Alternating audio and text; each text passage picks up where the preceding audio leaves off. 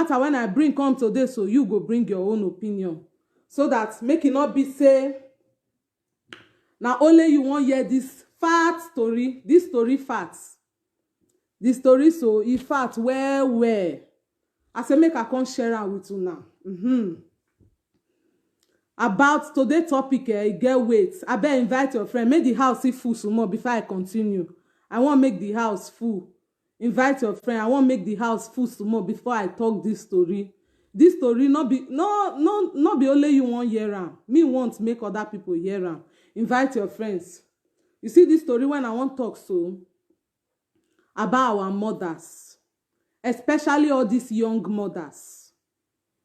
Today's story now about our mothers, our young mothers. Mothers when they give birth to children, if you born pikin, you don't know say you go put eye down, make you look your daughter well, especially these ones, those mothers when it be say they get daughters. Now I can't talk to una today. Tomorrow now, it never happen, no, una go begin cry. But at first, you know protect your daughter. Today's story now about mothers, especially all these young moms. All these upcoming mothers, when it be say they get daughters, small daughters, like 3, 4, 5 years daughters, even to 15 years. I can't advise you, I can't encourage you. Learn to protect your daughter. Learn to take care of your daughter. You dey hear me? Learn to protect your daughter. Learn to take care of your daughter. If you born pikin, you don't know what God do for you. Many dey out there that they find children, they no see. Even one, they no see. Even half, they no see. Even to carry the belly, they no fit. You when God can't give pikin freely, why you no protect them? Why you no protect your daughter? You go born pikin finish. As you take born that pikin, it no pain you. It pain you. Oh, shebi it pain you. Yes, it pain you. But no, not be so. Una go leave una daughter. Make people they disgwangwan then they go. Abeg, help me hold pikin. I won't go carry something. Help me hold pikin. I won't go carry this. Help me hold pikin. I won't go buy something. If you back your daughter or you carry your baby, go buy something. It get wetin bad. That pikin when you born, the time when you dey push am, it pain you.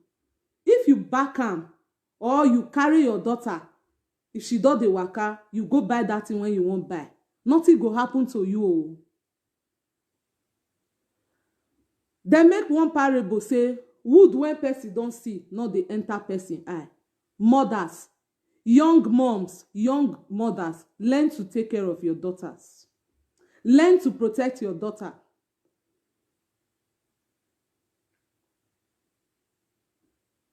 Friend of mine just call me today. Say, see wetin dey happen oh. My daughter oh, I leave her for person oh. I leave her for my husband brother oh. My husband brother they relate, but they not be brother like that oh. Story don dey come oh. He say make he go buy something. As she leave her, husband not dey. Then they call her husband brother, and they no relate. If you and person they speak the same language, fine. Una be brother, but una not relate. He leave pikin, he leave for her. Even when he do wetin he wan do finish, the story not end for there oh. The mama not know, the mother don't know. Husband brother don't go. He don't come from, he don't finish his visit, he don't go.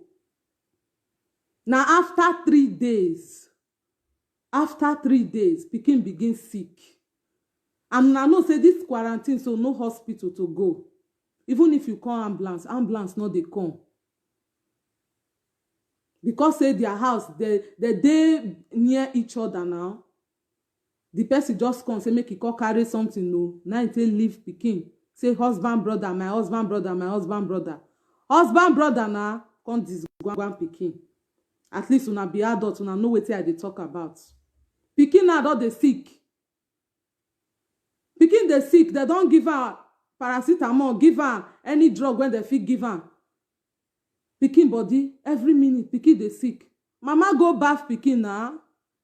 e dey watch pikin punani, now e see say pikin punani e don yakpa.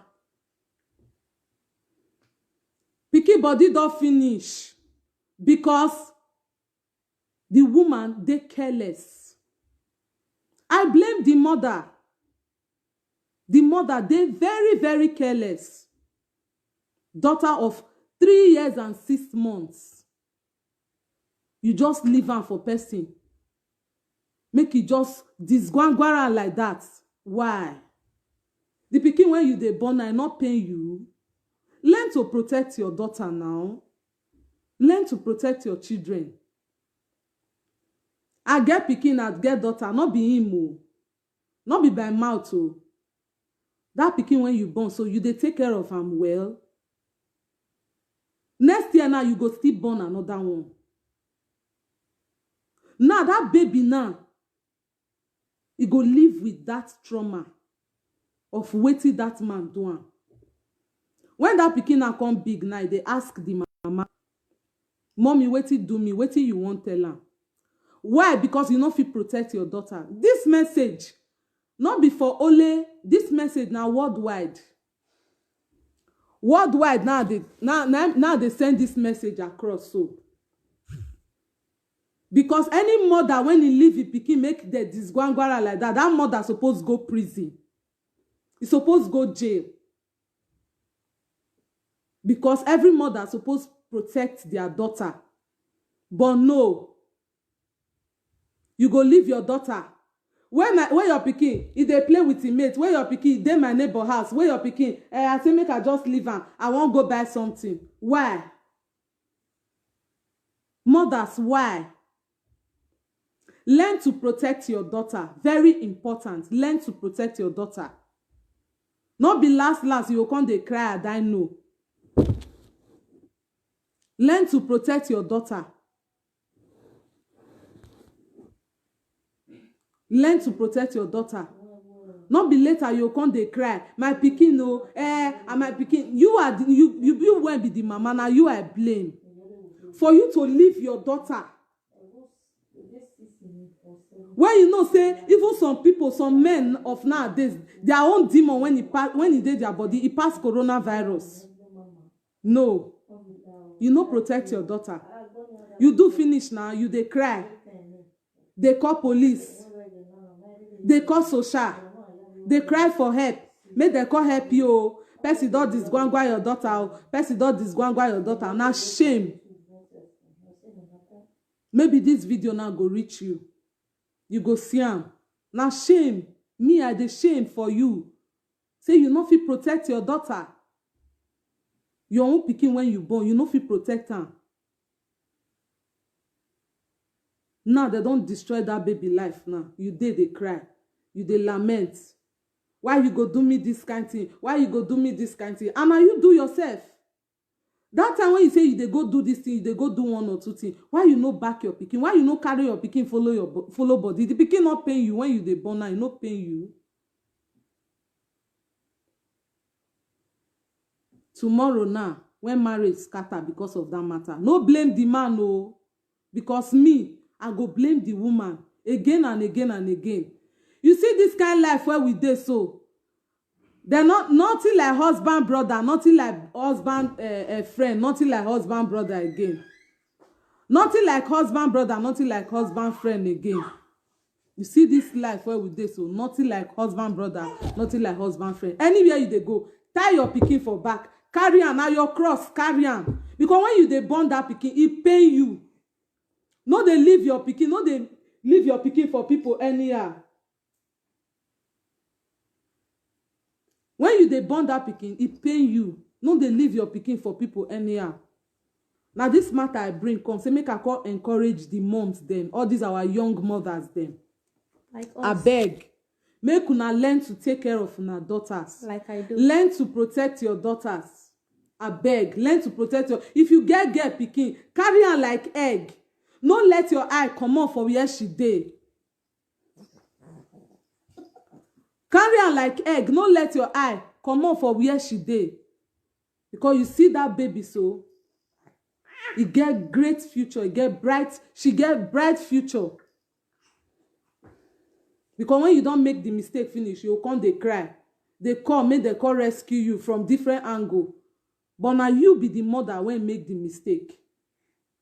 Abeg, all this our young mom, make we learn to protect our daughter, especially when you get girl pikin. Learn to protect her, learn to guide her. When I say guide her, make our children not fall victim of evil circumstance. Because you see all these, some men, some guys, when e dey around us, so some they get evil mind. As women plenty reach, you no see women. As girls plenty reach, you no see. Na small pikin your eye dey, because the demon when they control them, e pass coronavirus. The demon when e dey their body, e pass coronavirus. Now this matter I bring come, abeg, may we learn to take care of our daughters, our children. Learn to protect them. If you dey comot say you get small pikin when e dey hand, carry am. If na supermarket you dey go, carry am. Anywhere you dey go, carry am follow body. Nothing go do you, go only tire. She go only stress you. Carry her follow body. Now this matter I bring come. Thank you for watching. I remain the Delta Princess, Delta Tatafo Princess.